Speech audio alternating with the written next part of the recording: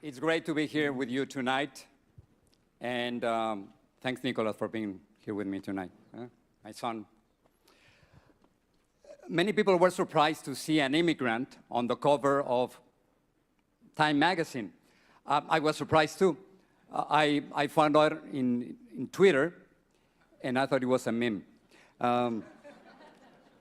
It is very difficult to be an immigrant because you have to leave everything. You leave your home, your family, your friends, your culture, your language, and sometimes your soul. There are about 230 million immigrants in the world. Just imagine 2/3 of the US population going to another country.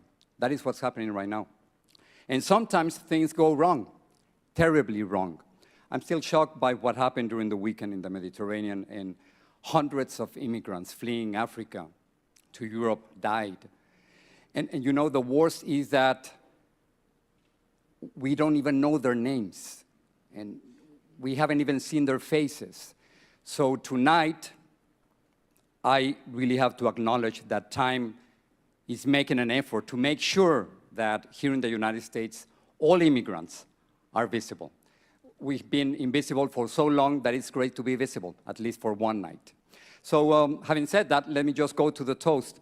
During an interview, somebody asked me if all the people who made the Time 100 list had something in common. And of course, I laughed it off and said, nothing. We have nothing in common.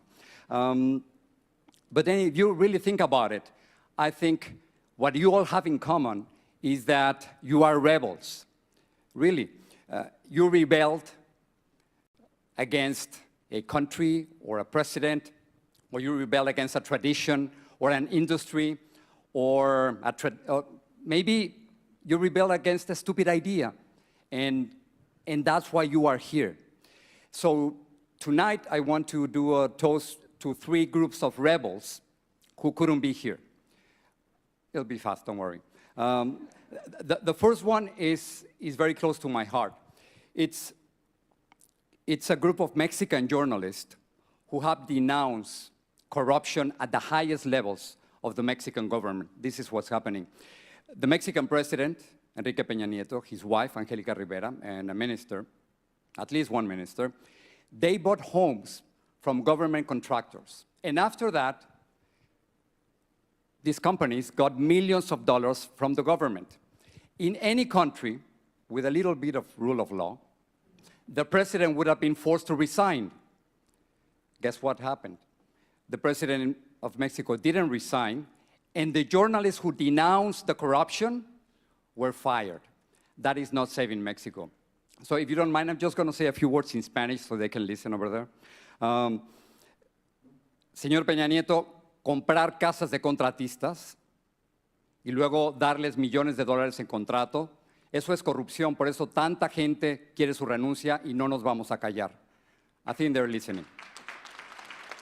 So the first toast is for those journalists in Mexico and in Latin America who are speaking truth to power. The second toast is to all the political prisoners in Venezuela, and specifically to Leopoldo López. Leopoldo López is a political prisoner. He's the leader of the opposition in Venezuela. And the crime of Leopoldo López was to denounce the abuse of power, corruption, and the lack of democracy under the regime of Nicolás Maduro. So let's say something to Nicolás Maduro. Nicolás Maduro libere a Leopoldo López y a todos los prisioneros políticos. Solo en las dictaduras hay prisioneros políticos. And don't forget this name. Leopoldo López has been jailed for more than a year just because of what he was thinking. And the last toast is to my heroes, my real heroes, the dreamers. You know, they are young, undocumented students who came to this country when they were very young. They were brought here as children or as babies by their parents through no fault of their own.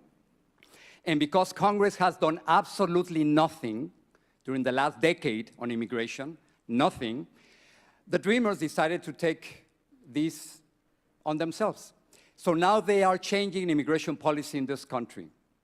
And you don't want to be their enemy. I mean, they get in your face. And dreamers, they are really American citizens, but they don't have a paper to prove it. And not only that, there are many politicians and many presidential candidates who want to deport them. So here's just a quick note, a word of advice to all the political candidates and presidential candidates. Latinos and millennials will decide the next election, and Latinos won't vote for any candidate who wants to deport your father and your mother, your friends, your neighbors, and young students. So now,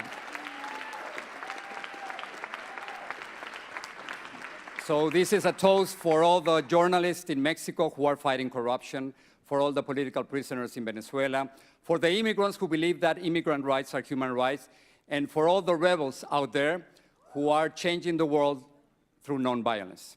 Salud.